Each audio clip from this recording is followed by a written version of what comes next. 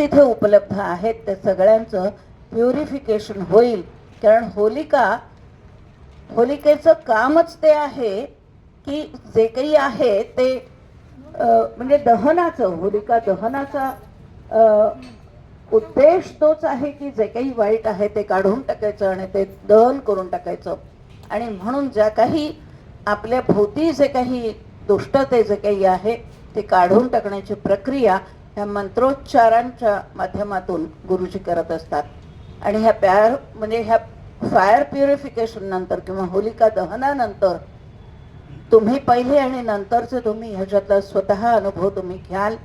जरूर स्वामींच्या घरामध्ये तुम्ही होलिका दहनाच्या कार्यक्रमाला 2 तारखेला आरती नंतर म्हणजे 8 वाजताच्या नंतर रात्री जरूर उपस्थिती द्यावी. बहुतांशी कार्यक्रमांच्या बद्दल मी सांगितलेलं आहे. त्याच्या पुढची सूत्र मी मीना त्यांच्याकडे देते. धन्यवाद.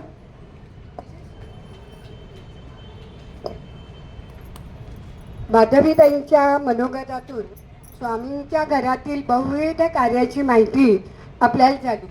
त्यापैकी एक उपक्रम म्हणजे चैतन्य प्रभा मंडळ आयोजित समर्थ व्याख्यानमाला. या व्याख्यानमालेचे 23वे विचारपुष्प गुंफण्यासाठी स्मिताताई तळेकर उपस्थित आहे. तत्पूर्वी त्यांचा परिचय करून देतील माधवी साहेब. 2 वर्षापूर्वी सहज अशीच चर्चा झाली की काहीतरी आपण लोकांना देणं लागतो, वैचारिक देणं लागतो, तर त्या अनुषंगाने काहीतरी एखादा उपक्रम सुरू करावा. आणि मग तिथून चैतन्य प्रभा मंडळाची सुरुवात झाली, त्याचा जन्म झाला. आणि ह्याच्यामध्ये मीनाताई आहेत, स्मिताताई तळेकर आहेत, डॉक्टर अनुराधा कुलकर्णी आहेत आणि मी आहे. अशा आम्ही चौघींनी मिळून तो कार्यक्रमाला सुरुवात केली, उपक्रमाला सुरुवात केली आणि ती आजतागायत अव्याहतरित्या सुरू आहे. मला ह्याचा खूप आनंद आहे की ह्यापूर्वी मीनाताईंचंही व्याख्यान इथे झालेलं आहे, अनुराधाताईंचंही झालेलं आहे आणि आता स्मिताताईंचं इथे होत आहे.